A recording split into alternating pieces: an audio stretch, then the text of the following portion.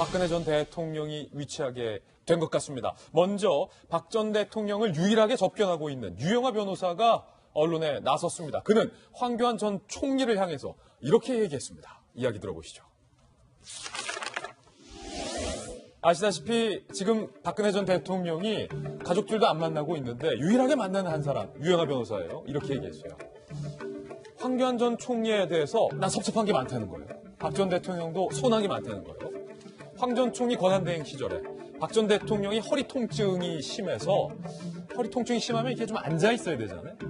책상과 의자 반입을 구치소에 넣어줄 것을 요구했지만 수차례 요구했지만 뭐 하나 반영되지 않았다.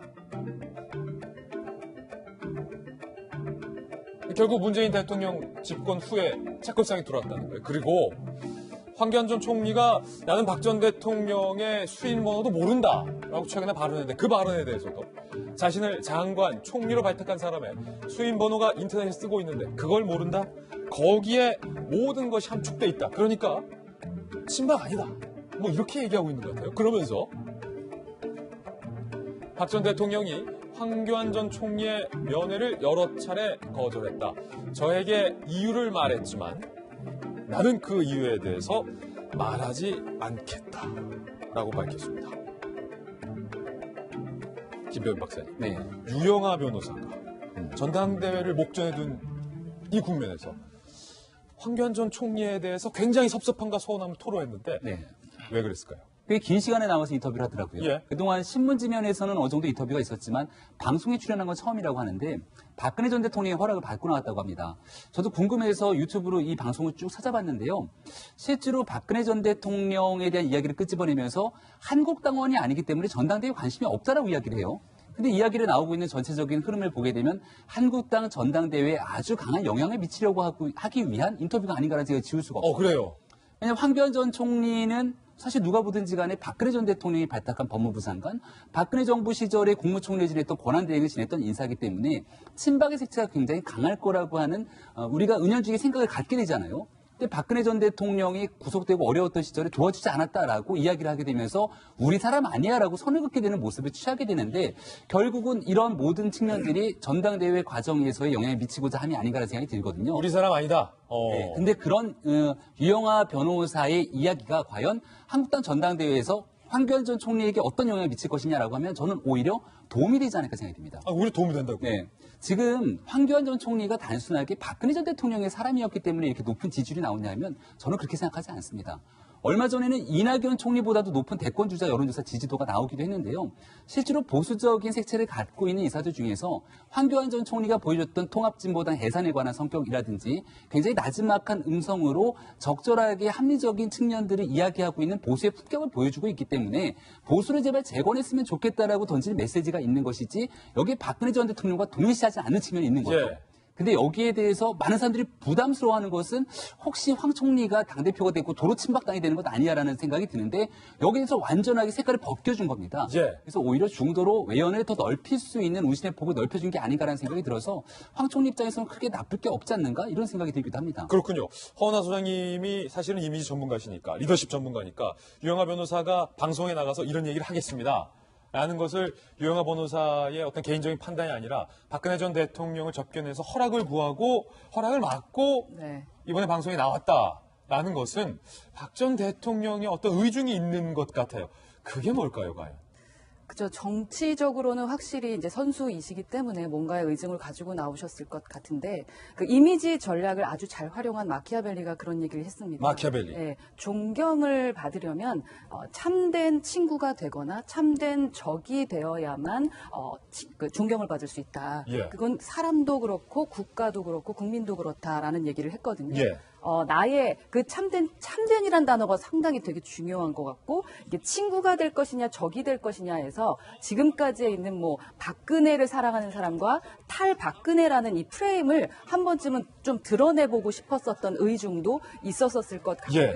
그 의중 안에서 참된 친구였느냐 적이었느냐라는 프레임을 좀 얘기해보고 싶지 않았을까라는 생각이 듭니다. 그래서 지금까지 걸어왔던 것을 진짜 나를 얘기할 수 있는 박근혜 전 대통령 예. 입장에서 나를 얘기할 수 있는 참된 친구냐 아니면 당신은 참된 적이냐? 친구냐 적이냐. 예, 아니면 뭐 국민에 대한 참된 친구냐, 적이냐라는 것도 얘기할 수 있겠지만 유영하 변호사가 얘기한 것은 아마도 전자, 박근혜 대통령의 참된 친구냐, 적이냐에 대한 프레임을 가지고 무언가를 얘기하고 보고 싶었던 것이 아닌가라는 추측을 해봅니다. 또 그것이 박 전 대통령의 의중과도 다 있다라는 그렇죠. 분석인데 문득 이쯤에서 궁금한 건 손소 변호사님. 네.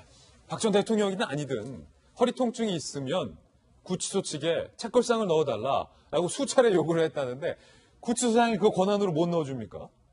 이게 아니면은 박 전 대통령이기 때문에 당시 권한대행에게 뭐 허가를 구하고 재가를 받아야 되는 상황입니까 이게?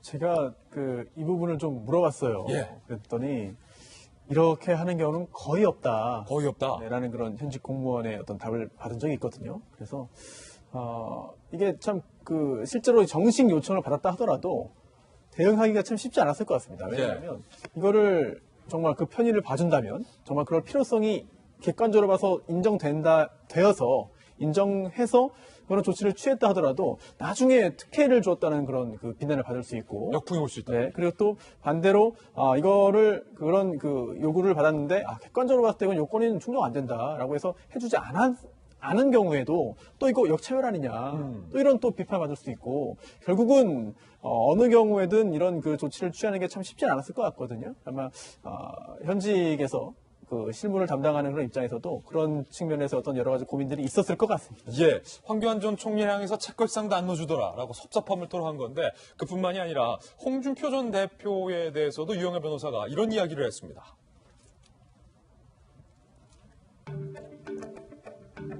먼저 홍준표 전 대표가 이런 이야기를 앞서서 했었죠. 드루킹 사건으로 정당성 문제가 되는 문재인 정부 대선 무효 주장 안 할 테니까 우리도 풀어달라. 그러니까 우리도 대선 인정할 테니까 우리도 풀어달라는 거예요. 박근혜 이명박도 석방해달라는 말이다. 또 본인이 전당대회에 당대표로 당선되면 주 전직 대통령 박근혜 이명박 전 대통령에 대한 석방운동도 하겠다라고 밝힌 바 있는데 이 발언에 대해서 유영하 변호사 이렇게 얘기했어요. 홍 전 대표가 박 전 대통령을 출당 조치시킬 당시, 당대표 당시죠. 법률 정치적 도움을 주겠다라고 밝힌 바 있었는데 어떤 도움 줬나는 거예요. 말만 법률 정치적 도움 주겠다라고 하면서 출당만 시켰지 도움 준 거 하나도 없다. 이렇게 이야기하면서 석방운동을 하겠다는데 좀 일관성이 있어야 된다. 차라리 내친다고 끝까지 가던가 끝까지 구한다고 하던가 오락까지 하지 말라라는 이야기를 했습니다. 아시다시피 지금 박근혜 전 대통령이 가족들도 안 만나고 있는데 유일하게 만나는 한 사람 유영하 변호사예요. 이렇게 얘기했어요. 황교안 전 총리에 대해서 난 섭섭한 게 많다는 거예요. 박 전 대통령도 소난 게 많다는 거예요. 황 전 총리 권한대행 시절에 박 전 대통령이 허리 통증이 심해서 허리 통증이 심하면 이렇게 좀 앉아 있어야 되잖아요. 책상과 의자 반입을 구치소에 넣어줄 것을 요구했지만 수차례 요구했지만 뭐 하나 반영되지 않았다. 결국 문재인 대통령 집권 후에 책걸상이 들어왔다는 거예요. 그리고 황교안 전 총리가 나는 박 전 대통령의 수인 번호도 모른다라고 최근에 발언했는데 그 발언에 대해서도 자신을 장관, 총리로 발탁한 사람의 수인 번호가 인터넷에 쓰고 있는데 그걸 모른다? 거기에 모든 것이 함축돼 있다. 그러니까 친박 아니다. 뭐 이렇게 얘기하고 있는 것 같아요. 그러면서 박 전 대통령이 황교안 전 총리의 면회를 여러 차례 거절했다. 저에게 이유를 말했지만 나는 그 이유에 대해서 말하지 않겠다라고 밝혔습니다. 김병현 박사님, 네. 유영하 변호사가 전당대회를 목전에 둔 이 국면에서 황교안 전 총리에 대해서 굉장히 섭섭함과 서운함을 토로했는데 네. 왜 그랬을까요? 꽤 긴 시간에 나와서 인터뷰를 하더라고요. 예. 그동안 신문지면에서는 어느 정도 인터뷰가 있었지만 방송에 출연한 건 처음이라고 하는데 박근혜 전 대통령의 허락을 받고 나왔다고 합니다. 저도 궁금해서 유튜브로 이 방송을 쭉 찾아봤는데요. 실제로 박근혜 전 대통령에 대한 이야기를 끄집어내면서 한국당원이 아니기 때문에 전당대회에 관심이 없다라고 이야기를 해요. 근데 이야기를 나오고 있는 전체적인 흐름을 보게 되면 한국당 전당대회에 아주 강한 영향을 미치려고 하기 위한 인터뷰가 아닌가라는 제가 지울 수가 없어요. 그래요. 왜냐하면 황교안 전 총리는 사실 누가 보든지 간에 박근혜 전 대통령이 발탁한 법무부 장관, 박근혜 정부 시절에 국무총리를 지냈던 권한대행을 지냈던 인사이기 때문에 친박의 색채가 굉장히 강할 거라고 하는 우리가 은연중에 생각을 갖게 되잖아요.